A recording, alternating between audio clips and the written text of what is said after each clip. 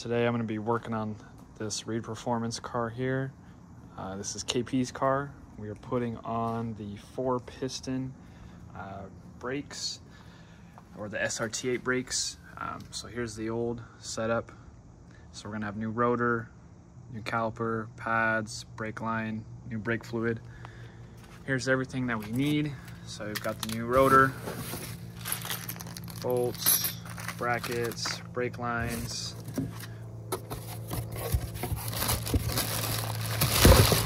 new SRT8 brakes,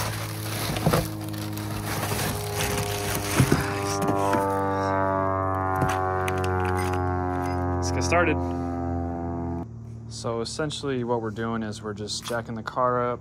We're gonna act like we're doing a brake job on the fronts. We're gonna take the caliper off. The rotors are gonna come off. We're gonna undo the brake line, and then we're essentially just throwing everything on. This is the full bolt-on kit from 797 Performance. So if you're looking to get this kit, here's where we got it from. All right, so we got the wheel off. So what we're gonna do is we're gonna remove the 2 caliper bolts that are here, down here. We're gonna remove this bolt for the brake hose. We're gonna remove the actual rotor. Then we're gonna remove this dust shield. And then here's where we're actually gonna undo the brake line to install our stainless steel braided brake line. And then after that, we're pretty much ready to go. So let's get to it. So here's what the finished product looks like. I'll show you step by step as we do the passenger side now.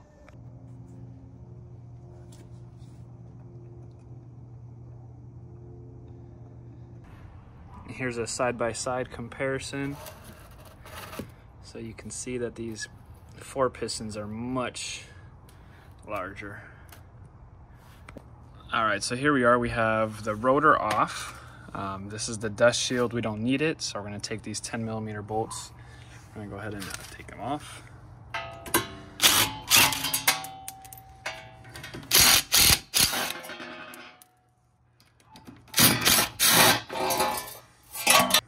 Next thing we need to do is we need to go ahead and remove the old brake line. So we just need a 12mm wrench up top, a 17 on the bottom to hold it. And then we can get this locking tab with any kind of pliers, pry it out, and the brake line will come right off.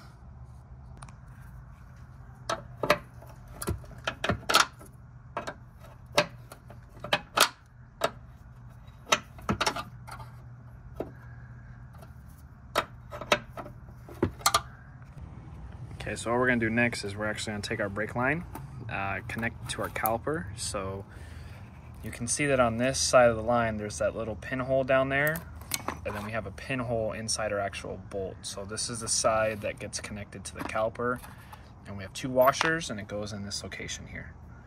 Okay, so with that installed, we wanna leave it not tightened down yet, because we'll need to maneuver this brake line to help install. Once the caliper is actually torqued down, then we can go ahead and torque this down as well. Next step is using our new 797 Performance relocation bracket and the brand new bolts that they supplied. And we're actually gonna install the rotor. Okay, rotor goes right there. Then we'll install the relocation bracket and the caliper on top. And to help us keep this lined up, we are actually just gonna thread 1 lug nut on there. That way so that our rotor is at least straight while we're trying to put the caliper on there. All right, so we got the caliper on. So here's what it looks like from the back. So you can see that I have the bolts, lock washer, and then there's that spacer / relocation bracket that kind of just, you know, pushes this out a little further to meet everything where it's nice and smooth. All right, we're pretty much done. So we've got the calipers bolted in. We got the new brake line in. New brake line secured. We got the brake pads in. So we just gotta put everything back together, bleed the brakes front to back. This Brembo swap's done.